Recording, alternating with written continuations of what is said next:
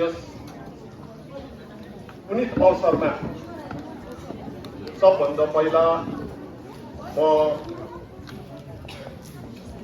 परम पवन दलाई लामाज्यूलाई उहाँको 69वां जन्म दिवसको शुभ उपलक्ष्यमा उहाँलाई यहाँबाट म टाँसिदिँदै भन्न चाहन्छु। अनि हाम्रा यहाँ उपस्थित लामाजनहरूलाई पनि म यहाँबाट टाँसिदिँदै भन्न चाहन्छु। परम पवन दलाई लामाज्यूको 1989वां जन्म जयन्तीका प्रमुख अतिथि पूर्व भारतीय देश सचिव साथै अमेरिका, बङ्गलादेश र बर्माको पूर्व राजदूत अनि G20 का चीफ कोअर्डिनेटर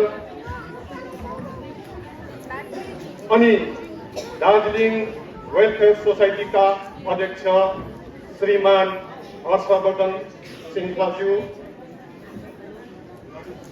टिबेटन वेलफेयर अधिकारी प्रतिनिधि श्रीमान तेन्जिङ राङदोज्यू, सम्मानित अतिथिमा जो यहाँ निम्ताएका छन् उहाँहरू सायद कतिजना अहिले अनुपस्थित हुनुहुन्छ र पनि म उहाँहरूलाई सम्बोधनमा राख्छु।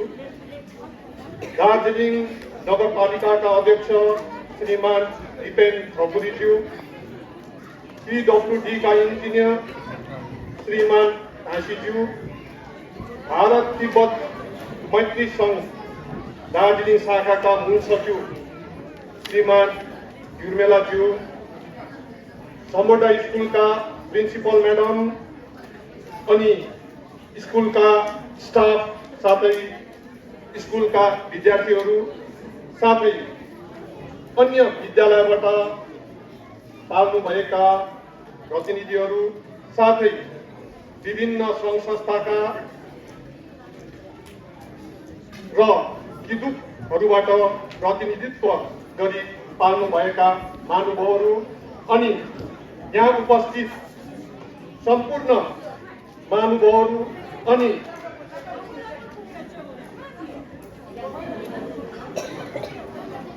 लगायत शान्तिको मार्गदर्शक परम पवन दलाई लामाज्यूको सारा संसारका प्रशंसक र अनुयायीहरूलाई यस पावन अवसरमा भारत तिब्बत मैत्री संघ दार्जिलिङ ब्रान्चको तर्फबाट अभिनन्दन चढाउन चाहन्छु। र आज एउटा जन्म दिवस मात्रै नभएर आज हाम्रो बुद्धिस्टहरूको निम्ति एकदमै ठुलो एउटा अवसर हो अनि एउटा चाड जतिकै हो भनौँ, दसैँ जतिकै हो र त्यसलाई हामीले भव्यताको साथमा मनाउन पर्छ।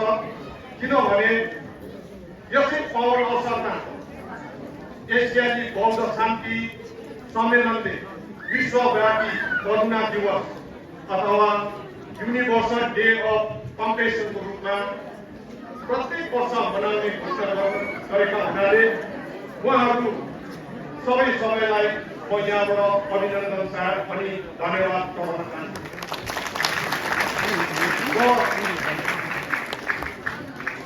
सालै पछि हामीले परम पवन दलाई लामाज्यूको जन्म दिवस मनाइरहेका छौँ। तर यस वर्षदेखि उहाँको विश्वव्यापी करुणा दिवसको रूपमा मनाइने जुन घोषणा गरियो यसले हाम्रो बुद्धिस्ट परम्परामा अनि बुद्धिस्ट कल्चरमा एउटा थप ऊर्जा प्राप्त भएको छ र हामीले यसलाई त्यसै खेरो फाल्नु हुँदैन। परम पवन दलाई लामाज्यूको त जति प्रशंसा गरे पनि कमी नै हुन्छ र उहाँले जुन कार्यहरू गर्नुभएको छ त्यो कार्यलाई बखान गर्नु हो भने एक दिनमा सकिने कुरा होइन। अनि हामी जस्तो एउटा साधारण व्यक्तिले उहाँको विषयमा धेर भन्न पनि सानो मुख ठुलो कुरा भनेको जस्तो हुन्छ। तर तपाईँ हामी सबैले देखिरहेका छौँ, देशमा मात्रै होइन विदेशमा अनि संसारभरि नै अहिले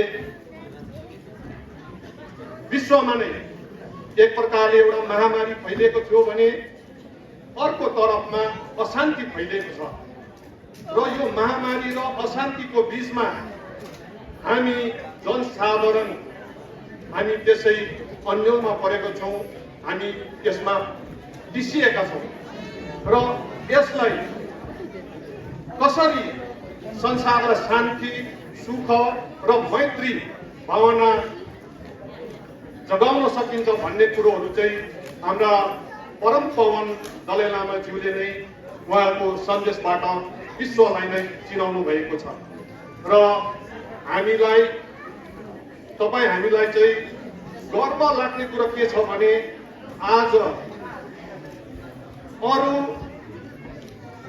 जात र धर्म सम्प्रदायको विषयमा त्यति ज्ञान नभए पनि हामी जो बुद्धिस्ट छौँ, बौद्ध मार्गी छौँ, बौद्ध मार्गीको बीचमा परम पवन दलाई लामा जस्तो महान विभूति तपाईँ हामीले अगाडि पाएका छौँ।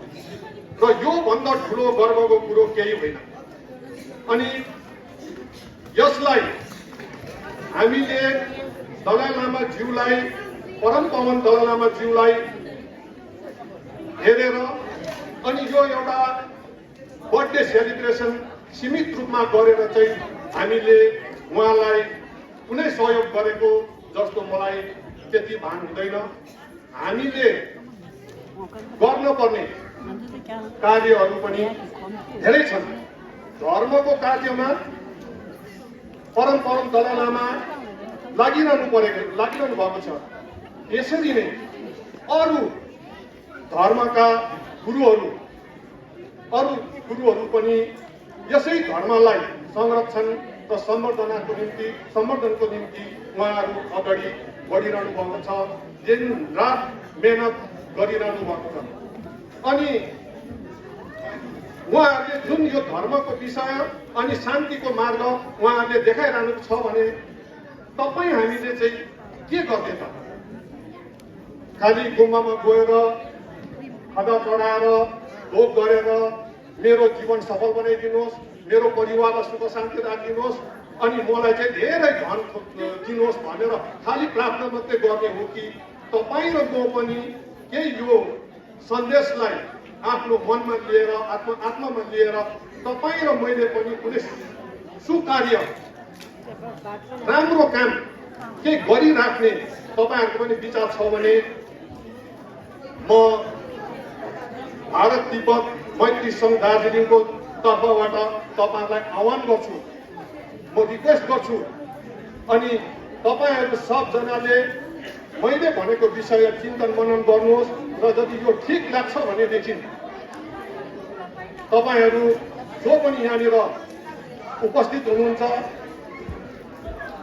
सङ्घ संस्थाका प्रतिनिधिहरू अनि धर्मका गुरुहरू साथै जात गोष्ठीका प्रतिनिधिहरू लगायत हाम्रा श्रीमान हर्षवर्धन श्रृङ्गलाज्यू आज उपस्थित हुनुहुन्छ। उहाँकै उपस्थितिमा म एउटा यो मेरो प्रस्ताव राख्छु। यो के भने हामी भारतवर्षमा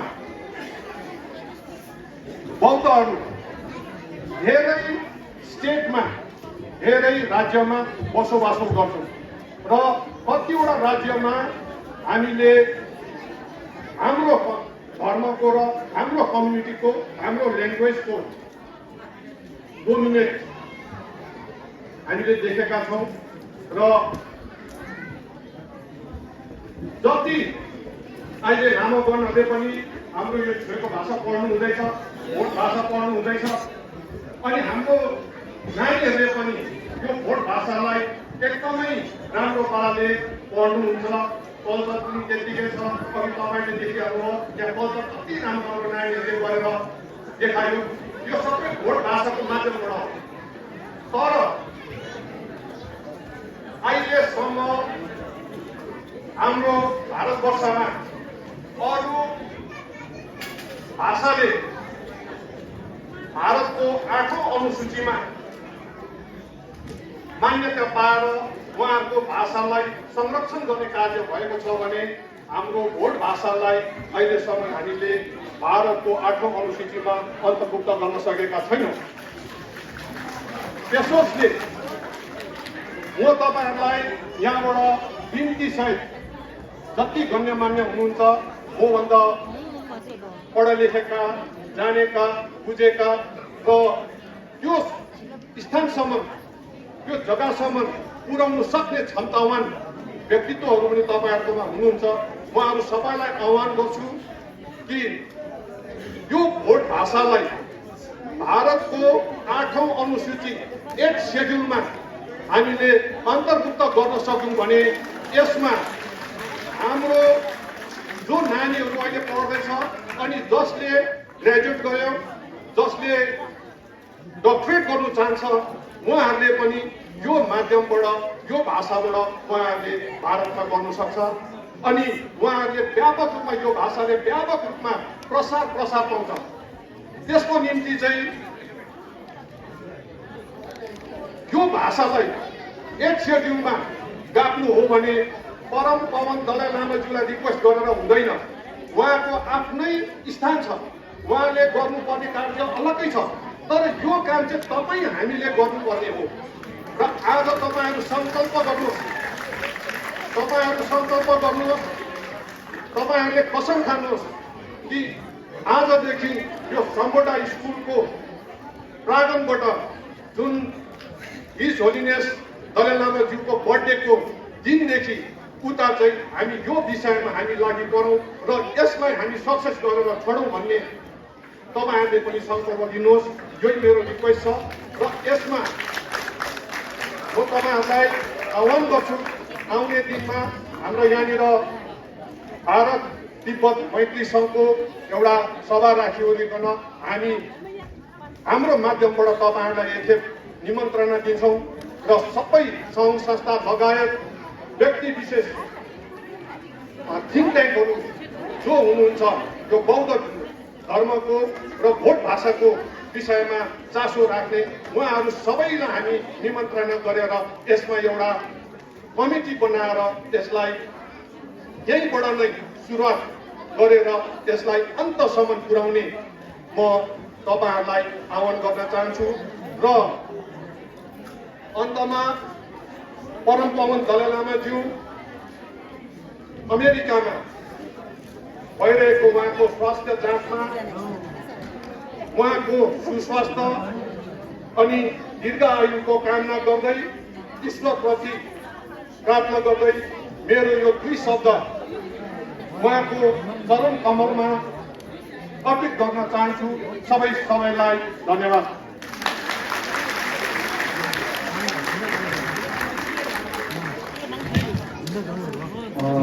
Thank you, Shri Bhupaji, for your kind words and your long speech. Thank you so much. Before I request our chief guest, I would like to say a few words and introduce him to our guests and especially our students who are here in Darjeeling Samboda School. So, 저는 식 하시지 좋으십니까? 하나나 나는 student 또 주로와. तबेजना जदा सबै टुपालाइना सब हमो देला लोगला फेजो जुवा ता हम माकी भयो मारे ता इबाइ नि तनाम जो चीफ गेस्ट थे ता हम जो स्टेज पर अच्छा दे बा सेना अनि खराई दि काशी होरे लुगी जुवा नि दि चोरे इ मनो ने अनि नम्बर सोला नि जिस मा शी अनि ने परा या जले से जुवा before I request